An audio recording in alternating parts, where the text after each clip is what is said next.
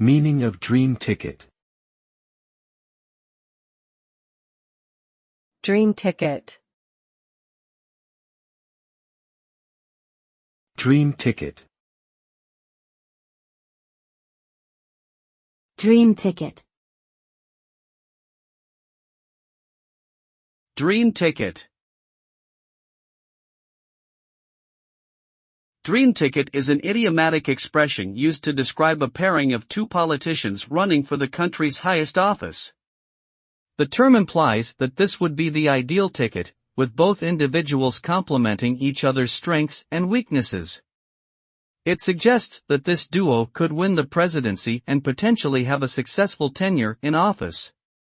The concept of a dream ticket is often discussed during primary campaigns and can generate excitement amongst voters. However, it's important to note that the success of any administration ultimately depends on their policies and ability to govern effectively.